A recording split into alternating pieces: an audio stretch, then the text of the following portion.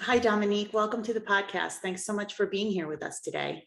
Thanks. I've been looking forward to this for a while now. Oh, good. So have I. Well, let's begin with your background story, if you don't mind. I know that you had a tumultuous childhood, so I thought it would be probably important to start with that part of your life and maybe have you share what your experience was growing up, because we know that helps, to shape so much of who we are as adults, right?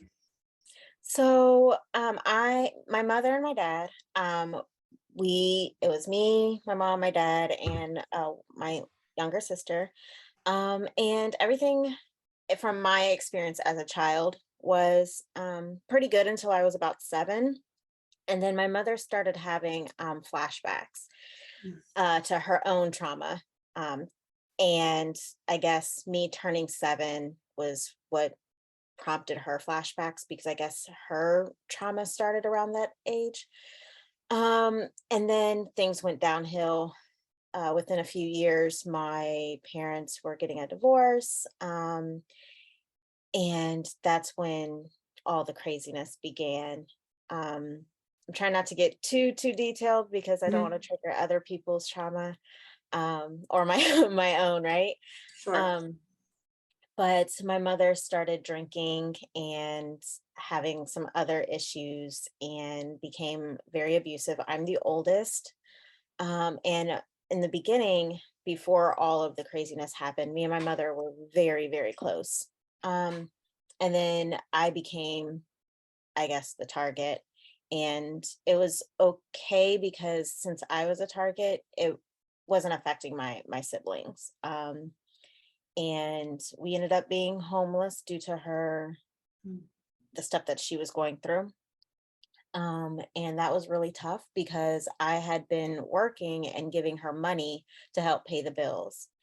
And I found out that she drank the money away. And then we ended up being homeless. We couch surfed for a few months and then we ended up having to be in a shelter. Once we were in the shelter, she was able to get some public assistance in getting us into our own place.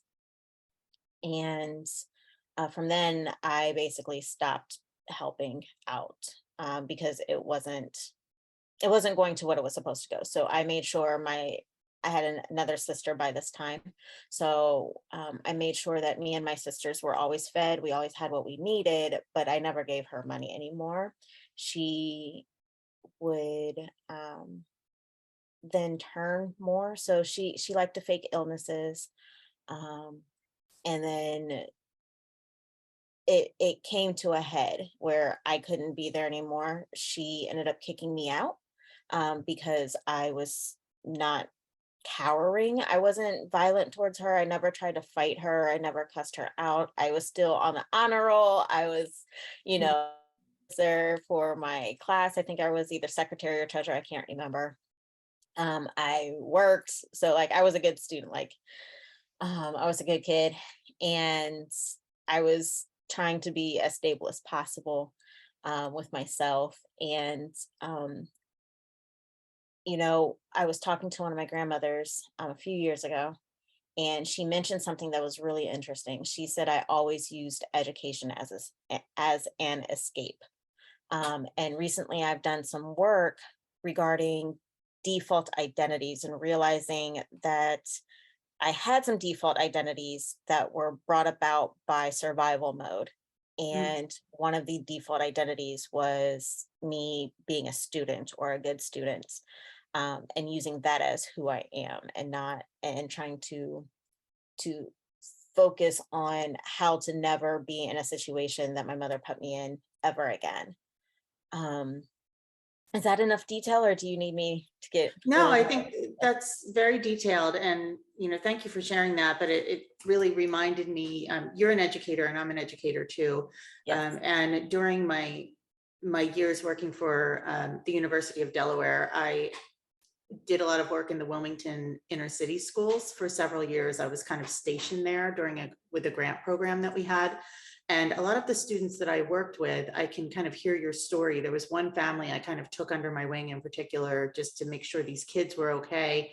And it was a very similar story. And they did go to a shelter that was able to kind of get them housing and Ultimately, there were a lot of changes there, but um, I really kind of hear your story and their story, and I worried about those kids for years. They're okay now.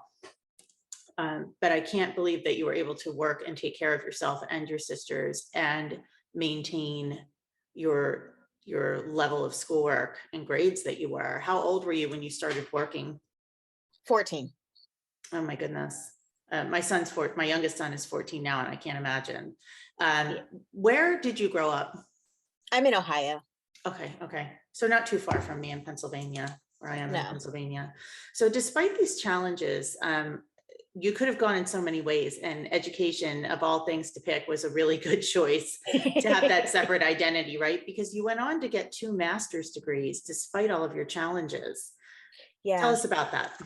So I finally graduated college. It took me forever. Obviously, I didn't really have a supportive educational background in childhood and family life.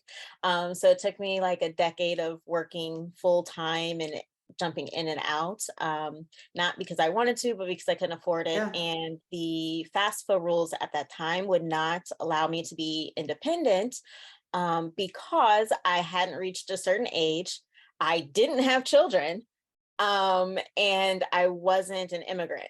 So those were the 3 boxes I couldn't check, which means I had to be dependent on family who did not care about if I attained any education, or I was very estranged from my mother. I still am.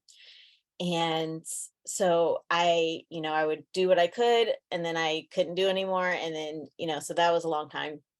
So I finally got it in 2010. I was really excited. It felt like a milestone for me. And I just started temping. I just did what I knew what I could do. And a friend of ours, or a friend of mine, she was a special ed teacher, and she still is. And she kept encouraging me to go through the program she went through, because it really helped her get into the role that she's in, and she really liked it. She would always tell me the benefits of it. And so I think about a year after her incessantly encouraging me, I did it. And it came so easy to me. It came so naturally to me because education was part of my identity, right? And so being an educator, and I've always had a knack for being able to chunk information into digestible pieces for people. I used to tutor, before I even graduated college. I would help kids in my classes who didn't understand information understand the information that was being presented. So it was kind of a natural fit, which I can see why she thought it would be a great opportunity for me. Um, and then I went to work at the public high school, or the public school system here. And it was really interesting. I took to it. I started in special ed ED unit. So for those of you who Mhm. don't know, that's emotional disturbance. So I had kids who would jump out the window, or, try and fight adults, that Yeah. kind of thing.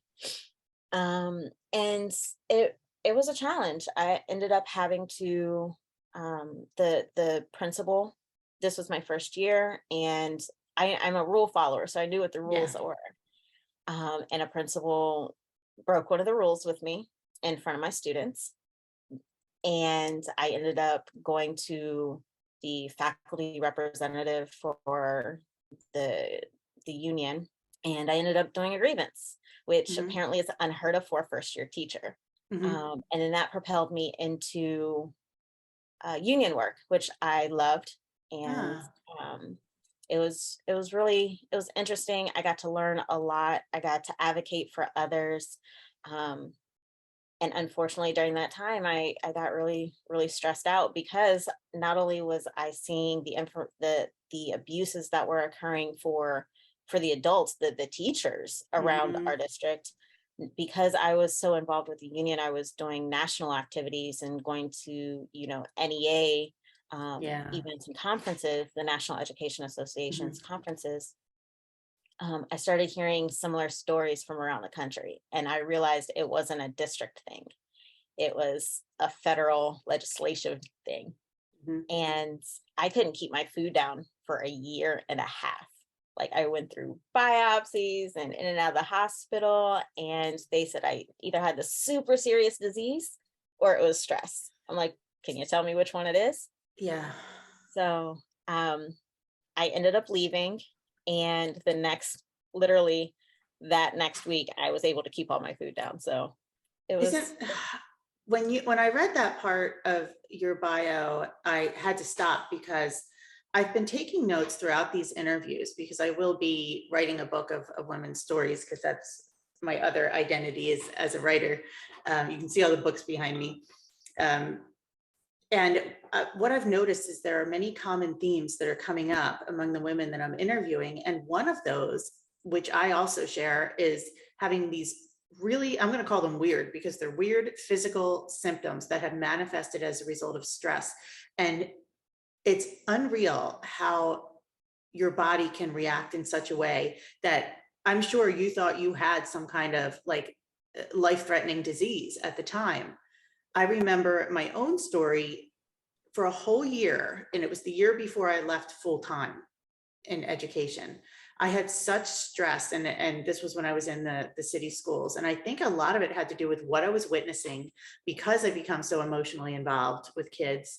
And because I have that, like you, part of me that follows rules and challenges the system constantly. I was always in conflict with my boss, my big boss, and it was really difficult.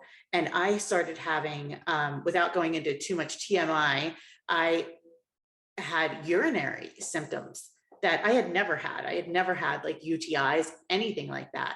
But imagine having a UTI constantly for an entire year. That's what it felt like. I was in such excruciating pain and they couldn't find anything wrong with it despite my history of kidney stones. And I mean, I went through every test in the book and found a wonderful doctor who was finally like, listen, you have something going on, but you need to leave your job. And I thought, whoa, a doctor's telling me this. I think I need to finally listen. And that's what I did. And it stopped. yeah, that's exactly what happened with me. Um, and I used to explain to people I have involuntary bulimia. Yeah. Like, so please excuse me if I run off. I can't eat. I'm not being rude. I just know what's going to happen. And I had gotten down to high school weight. Now I've never Mhm. been really big, well, until now. And that's another stress story. Um, and then the next month, I literally gained 30 pounds because my Mhm. body had been in starvation mode for Yeah. so long. And it wasn't Yeah. like I was eating cake every day. I was eating my normal vegetables Yeah. You and couldn't have those any type of things. nutrients. Yeah. Yeah. And even went on a medical cleanse and did some medical things with my doctor, who I love. She's a DO, so she does homeopath stuff and natural holistic wellness before we go to prescriptions and those type of chemical um, medications. And we couldn't do anything because I was starvation mode. So I had to Yeah. figure out how to get through that, and my body just had to heal. Yep, I can completely relate to that. So, sometimes we go from teachers and being in education to roles that are seemingly unrelated, but those skills kind of come along with us, right? So you're coaching today and you're coaching other women. Can you tell us what led you into coaching? How, when you left the education field, what was that transition like for you moving into coaching? So as I said, in my background as a kid, I always worked. And so when my mother kicked me out, I ended up having two jobs in high school and finishing high school, and going to classes. And so I'm used to always working. So before I left education K-12, I was a teacher. I was a appointed board member for the Board of Governors. I was secretary, and I was a realtor.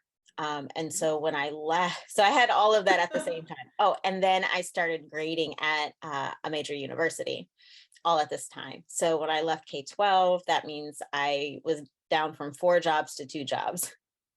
And so I ended up being able to secure a full-time position at the university in the department that I was in. And started facilitating and managing an online courses for the department. So still doing a lot of the teaching, just didn't have the teacher name or professor Mhm. name. I didn't have a PhD. And then a few years went by. One of the professors that I work with, she knew I was looking for one last degree. I just didn't know what it was. I had been looking for a PhD program, and nothing spoke to me. So she told me, based on your experience and based on the way that you approach your work and everybody else's work, I think you should look at the business school. Have you done that? I said no. And um, mainly because I've never heard of a PhD in business, but Right. I had no idea what to do. So I was like, oh, okay. She heard that I was, it was a cursory response. She's like, no, I'm serious, Dominique. I need you to go look at the business school. So I said, okay, as soon as we get off this Zoom, I'll go look at it. And I fell in, like, I looked at their offerings, and one of them I didn't know what it meant. It was business operational excellence. Mhm. And I fell in love. It looked like it was written just for me. I was so excited. Um, Within 15 minutes, I had already contacted the director of the program, set up a time to have a conversation, which was later that day. Within 3 weeks, I had applied, and within 3 months, I had started the courses. And that led me to my second master's degree, and that was another stress story. And so, business operational excellence is basically the continuous improvement of systems, processes, and workflows, so that you can increase customer and client quality, your revenue, profit, efficiency, etc. And I'm efficient by nature. That's just who I am. I had to be. And what OpEx is usually used in manufacturing, finance, and Mhm. healthcare industries. However, as you know, education and those industries are not the same. They are not run the same. And Mhm. so I had a lot of trouble trying to explain, hey, I'm using the tools that are appropriate for this, but some of this isn't applicable. Yeah. And I felt so unseen. I felt so devalued. Basically, I was told I was being argumentative. I'm like, no, I'm not being argumentative. I'm trying to explain what I'm experiencing and looking Mhm. for help. And so my body reacted. I've never had high blood pressure before. Like usually it's 120 over 80. I started getting nosebleeds, and I've never gotten nosebleeds before, even as a kid. And I was like, okay, well, maybe it's a dehumidifier that we're running randomly right now. So we turned that off, and I'd still get them, but it was only during class or around class time. And so I didn't even put two and two together. I don't know why. I've been through this before. And after a particularly contentious coaching meeting that I had with one of the program's coaches that they assigned, I learned that I wasn't accomplishing a goal that I had. And as soon as the meeting was over, I got a really bad nosebleed. It was coming faster than usual. It was heavier. I couldn't stop it. My boyfriend, he's in public safety. He was out of town for work, and so I Googled like how to stop it. Nothing was working. My neighbor is a nurse, so I was like, "Hey, how do I stop this?" She's like, "Can I come over?" I was like, "Sure." She took my blood pressure. It was 200 over something. Oh my goodness. And she was like, okay, so you have two choices. You can either let me drive you to the hospital, or I'm calling the ambulance. Which one do you prefer? And so where I live, there's two emergency rooms within 5 miles. So there's no reason for me to have an ambulance if I'm conscious and Yeah. walking and talking. So she drove me. I get there, and it's like when they first take us, like 204 over 189, something high like that, something crazy. Um, and they ended up giving me some medicine and stuff. But that was another way that my body was like, hey, Yeah. this is what's happening. So the long story to answer your question is, I know that I'm not some special snowflake, that this only happens to me. And there has to be other people in education or who are in knowledge based businesses who want to be efficient, but maybe they've had this experience with efficiency or productivity consultants or OpEx consultants, and they're told you're not working hard enough, or you're just Mhm. being argumentative, or Yeah. you're just not doing what you need to do in order to make this work. And the mindset that I am in is, no, we need to make something that works for your process, Yeah. for your uniqueness, for your industry, that takes into consideration how you use this stuff and for your goals. The And same way we so do with kids, right? With the exactly. multiple intelligences. Yes, especially if you're a special ed teacher like me, you make it work. You That's the way figure you out think. Yeah. how to reach them. And so I guess that's the same approach I'm taking in business. And so that's why I started my consulting company, who I do coach and consult education and knowledge-based businesses, which there are a ton now after COVID, right? Because everybody has Yep. learned you can work from home and be Yeah. successful, but not everybody knows how to put processes in place that are efficient, and build those systems that you need. So that's what I Yeah. do. I found my own little niche. Yeah, I was actually really excited when I went to your website back when I was preparing for the interview and saw that you focused on entrepreneurs. And because I, of course, also now I'm an entrepreneur, and part of transitioning out of education was a summer where I was just so stressed out that I just took the whole summer off of work and dove headfirst into everything I could think of that would relax me, which, I mean, you want to talk about woo woo, I did it. If whatever there was, like, short of having people like, blow smoke and have a shaman around me. Right. But it did lead to a business. So I love that you're doing that and focusing specifically on entrepreneurs. And so what I Um, do, I just want to real quick, I'm sorry to yeah, interrupt, but please. one of the Yeah. things that I do is help people intentionally activate their genius zone flow. Which Mhm. is what you were talking about, is to try and get into a space that you're creative, that you're alive, that you're lit up. And a lot of people don't have practice and don't know how to do that. And it's Mhm. very specific. So there's so many genius zone worksheets out there. And I've used them and it's not helpful, at least for me. Like, great, I know what all my talents are. Fabulous. Mhm. Now what? Now what? Yeah. And what I do is there's a few assessments that I use, and then talking with people what really helps them. So for me, I need my boba tea, and then Mhm. I have a spot by a river, and I Mhm. go and I just drink my tea. And that is an instant activator for me. So I help people find their instant activators as well, so they can intentionally do that when necessary. Really nice. Yeah, and that zone of genius is so important. I always like to think of it as, even just when talking to other people who are thinking of starting businesses just through networking or whatever.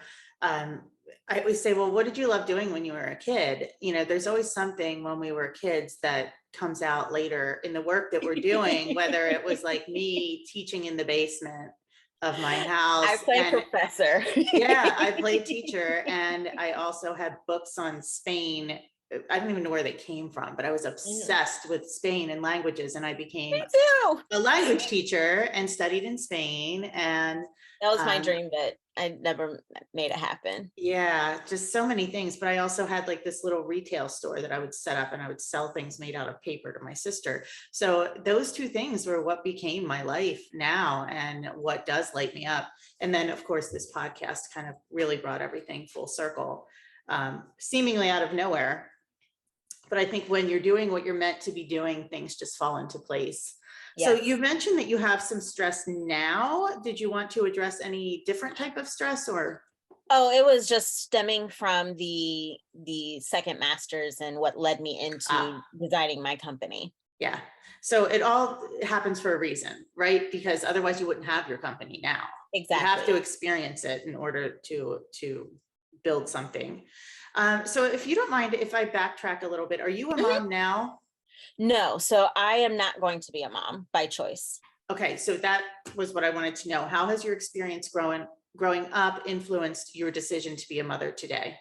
So my tubes are tied. They've been tied for over a decade now. Mhm.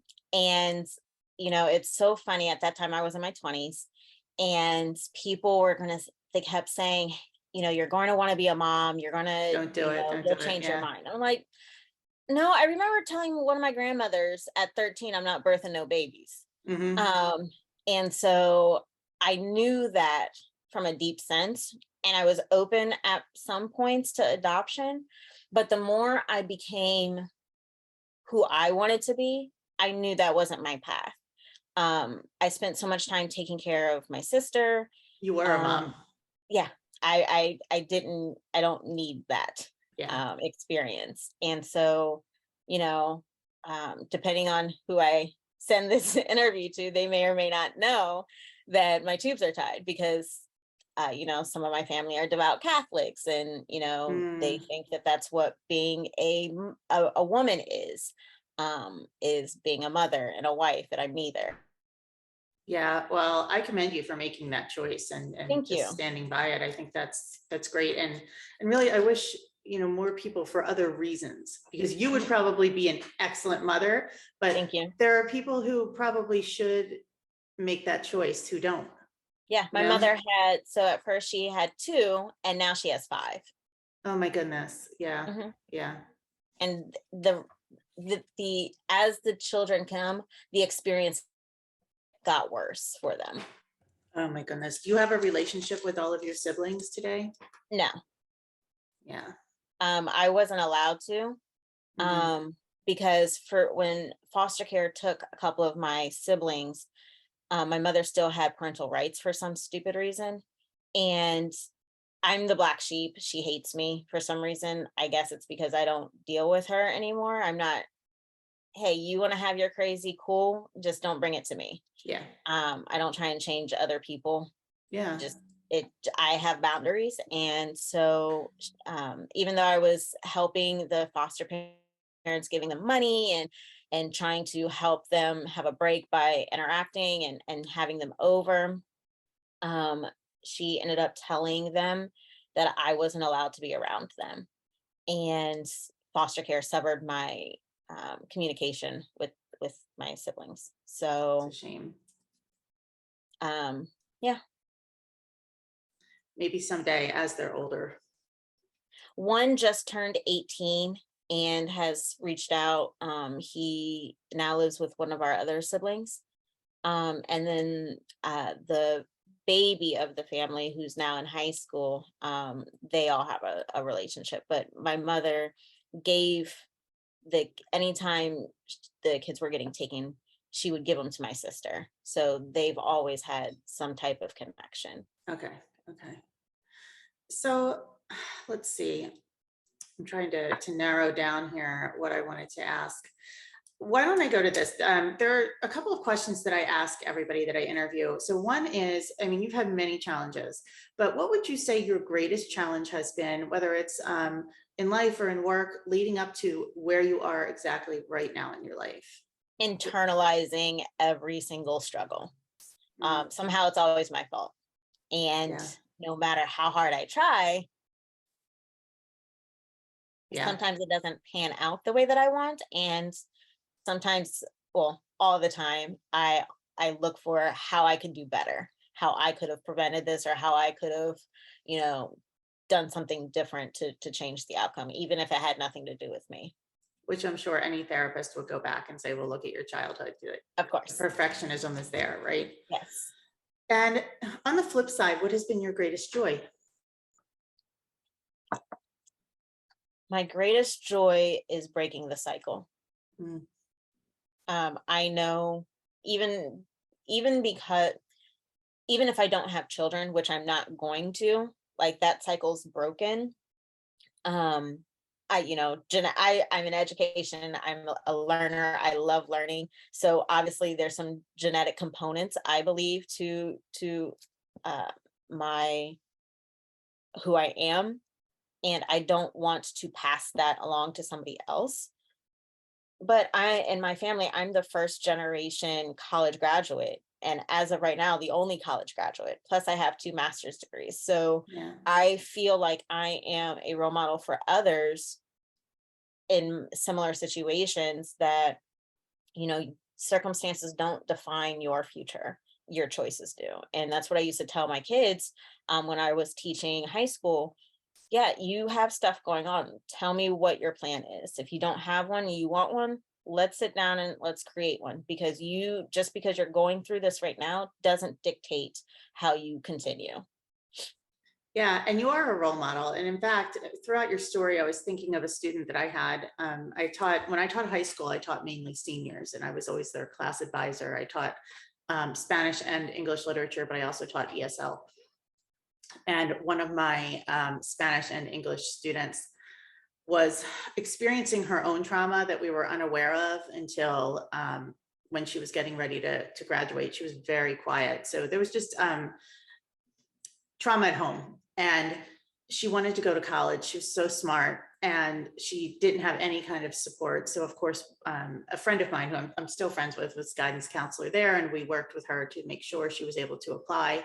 And to make a long story short, she went to Howard University in DC, and It's a her great sophomore, HBCU. her sophomore year, I remember being on the phone with her because she had to put herself in the hospital due to like depression finally setting in, which was completely normal. I mean, here's all Right. the stress of college and finally realizing what she has gone through, and not having the support of her own mother probably compounded that. But she got through it, and she went on to get her master's in engineering, moved to California, and did that on her own. I remember sending $100 just to like help with the moving van or whatever, but she did it. And she is now a successful engineer working in the railroad industry. So I'm going to send this interview to her because we're still in touch. And actually ask her if she wants to do an interview, because she really has a story too. So I love hearing from all of these women of impact who are able to overcome such things that most of us would not have the courage to do. So my last question is, any books that you would recommend to women either in the midst of burnout, feeling stress, or even regarding trauma, any books that have helped you along the way? One of the books that I've read this past year has been pretty interesting. It's called The Power of Fun. I don't know what fun is. I never had a chance to figure that out. You haven't had Um, time. yeah, been a little busy.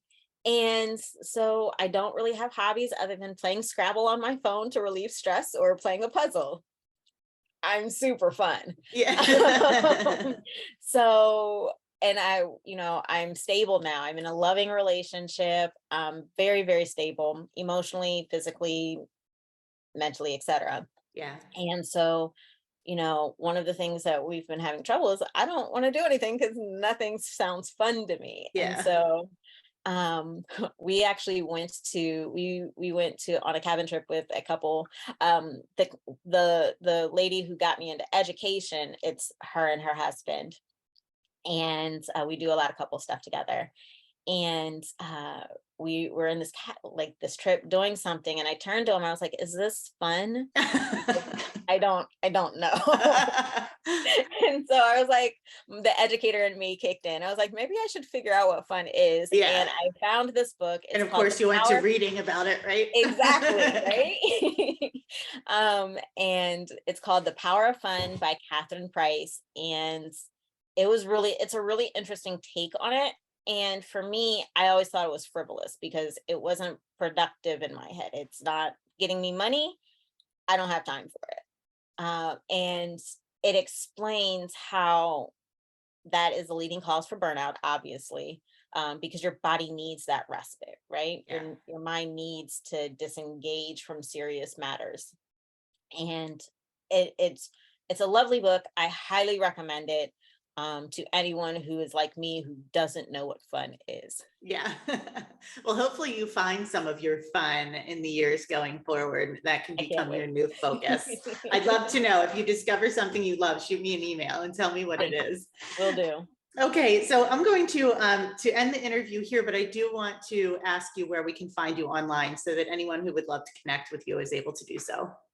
Yeah, so my website is www.quickcandor.com. And I have a new Facebook group for entrepreneurs or anybody who's aspiring to be an entrepreneur. It's called Ease into Excellence, so that I can help you build custom systems, processes, and workflows that suit your needs in your own genius zone. So it helps teach you about your own authenticity and how to to align yourself to it.